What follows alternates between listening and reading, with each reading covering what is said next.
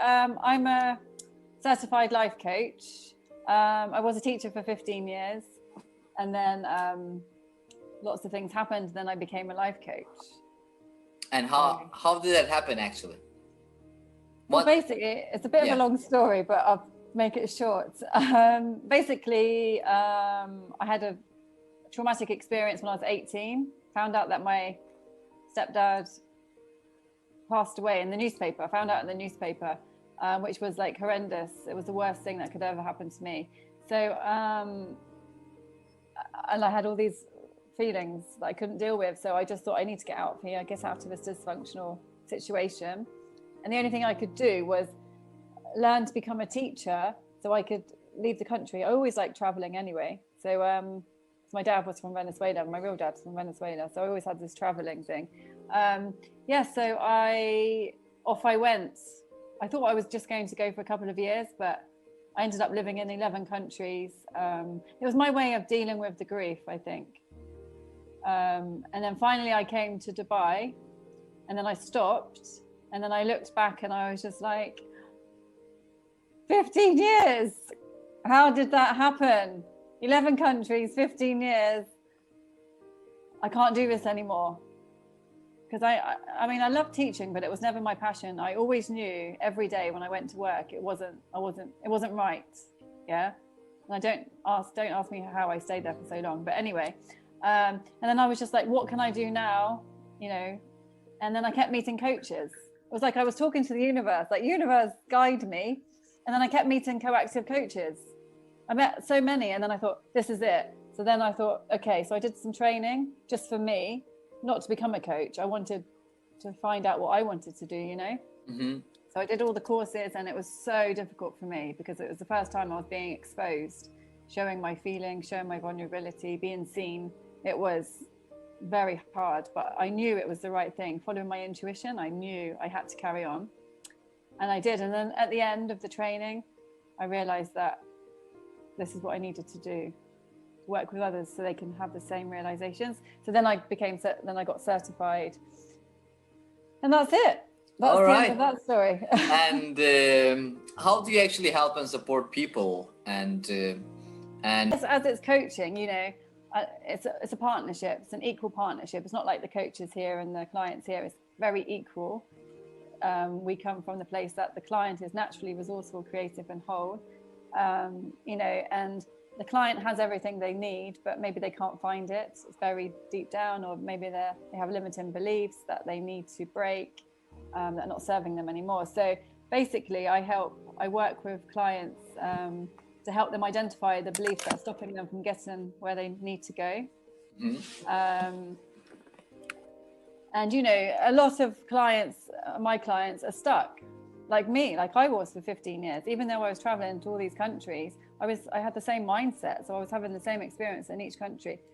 So, and I think I work with clients to help them break that, to become unstuck, so they can actually break down the prison walls that we put up for ourselves, you know. So I work with clients for that. So once you break down your walls, you realize you can live the life that you want to live. Freedom. That's what you find out, and you're actually offering the same experience for the people who actually need and support in that way, right? Exactly. They say that you normally end up coaching your past self. I see. So what would you say about the main reason and purpose, inspiration behind all of this? Like, what was just that, you know, like you just wake up and like, oh, like I'm gonna be a coach, or like how did that happen, that transformation, purpose, reason? Well, like I said, the painful experience led me to leave the country, and then I kept meeting coaches, and then when I did the training, I realized during the training that I had been living in this mental prison that I'd created for myself. It wasn't that anybody was doing it for me. I had this prison. Mm-hmm. And the coaching training helped me take away the bars. And then at the end, I realized I want to help people have the same feelings. but then, you know, it's a massive long journey. And now I'm even realizing now, because I've worked even more on the subconscious, my subconscious, is that actually all of this probably started when I was a child. Because then I learned not to show my feelings, sad feelings. So I think, so I was never really seen. You know, it was just me and my feelings. It's very complicated, but yeah. So I've realized, so now I want to work with children as well, and teens, to show, you know, when we share our feelings, we don't feel so alone, you know. You can feel so alone. I remember feeling so alone when I was a child. And I had everything. I had an amazing mum who loved me, but still, I felt like I couldn't share those feelings of self-hate. I had a lot of feelings of self-hate, because I think when you learn that showing your sad feelings is not okay, then with me, I began to hate those feelings. And when you hate your feelings, you're actually hating part of yourself. I see. It goes like that, and then that's not healthy at all. And who do you help and support the most? Who do you love helping and supporting the most? Do I love helping? That's like who do you work with the most? Yeah, students. I would say students. I love working with students, because I think the younger people can learn these tools to help them in their lives, the better. So you're mainly working with students who are younger, and yeah, that's what I'm working on now. Yeah, I mean, I still do work with professionals, adults, but actually, which is great, and I love that.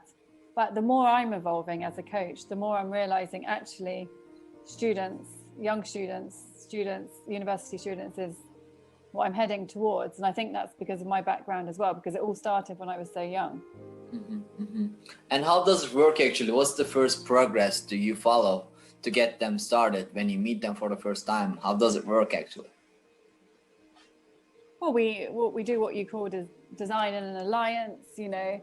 Obviously it's all very confidential, and you know, we find out, you know, what does the client need, and what are their goals and everything like that. You know, what do they want to work on? Normally it's 6 sessions. What do they want to work on? You know, a lot of the time it's their confidence, and a lot of the time it comes down to what they're saying to themselves, the words. So yeah, and we can't really plan anything. We have a goal and an agenda. So you have a like exploration call. You jump in a call with them, and then you find a consultation. Yeah, see if we're a good fit. I see. Yes. And right after that, you're doing 6 weeks, right? Weekly, 6 weeks programs, 6 session program. Yeah, 6 sessions. Yeah, it can depend, and normally you can have them every 2 to 3 weeks.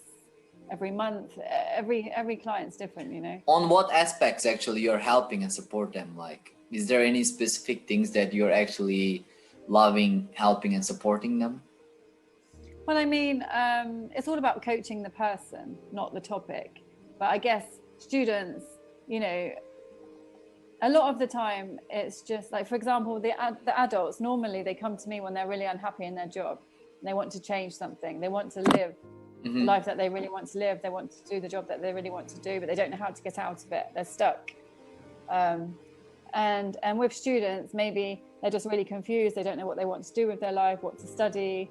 So it's more, it could be about career as well. But then I can be a mentor, which would be different, because then I'll be giving them advice and things like that. But as a coach, I won't give them advice. I see. It does depend. So do you have anything else you want to mention from yourself before we go forward? About me as a person? Yeah, just from yourself, from your feelings and anything. It's all on you. It's all on me. I guess the most important thing is to know that you are enough. That's it. You are enough. And it doesn't mean, oh, I'm going to be okay, or things will be okay, or I will love myself when I've done this or when I've done that. No, now. That's it. I see. What does that mean when you say like you're enough? I didn't get that part. Oh, really? You are enough. Like, you don't need to be better at something or have this, or however you are now at this exact moment is enough. I see. Okay. Like, happy with yourself now, not tomorrow, not when you have more money or a bigger house or whatever. Now. That's I it. see. So That's powerful. It's very powerful. I understand. All right. I got you now. I got you totally. And as we go forward with the next step, like, so you said you wanted to talk about importance of feelings, and if we go to there, like, yeah, what is actually the importance of feelings? Like, why is it so important? And well, I think, like I was saying before, like as a child, I learned not to feel my sad feelings. Well, I learned to kind of, because I learned that talking about my feelings or expressing my sad feelings wasn't a good thing. And as a result of that, like I said, I began to hate those feelings because I thought they were wrong. And then, because I hated the feelings, I began to hate myself as a child. And I couldn't tell anybody. So I was just sad. Obviously, I wasn't always sad. But they made you feel sad, yeah, to keep those feelings in you. Yeah, and not share them. Because I thought sharing them was wrong. So that's also where you help and support people for them to share their feelings, right? So you're trying to create a safe space for them to share their feelings. You know, so many times, I mean, you don't know what's going on behind closed doors, like what someone's been through or anything, and sometimes in society we have to just say, how are you? I'm fine, I'm good, but maybe we're not, and I really want to create a safe space for people to say how they really feel. And if it's not following everybody else, that's okay. It's okay to be different. And I remember during the coaching training, everybody would come to the class and they would say, oh, I feel so positive, I feel so great, and I was feeling like terrible. And I just wanted to say, no, I don't feel like this, but I couldn't. In the end, as I got towards the end of the course, I started sharing my real feelings. But it's like we're all kind of conditioned to follow and say the right thing and do the right thing. It's like, and I think that creates, for me, it creates serious unhappiness. Acceptance. We need to accept ourselves and accept other people, and it's okay to be ourselves. Like when we're ourselves, we allow other people to be themselves. So you're saying that feelings is to be shared, not to keep, basically. I think so. With the right person. With the right person, yeah. Maybe you can't, maybe there's times when you can't,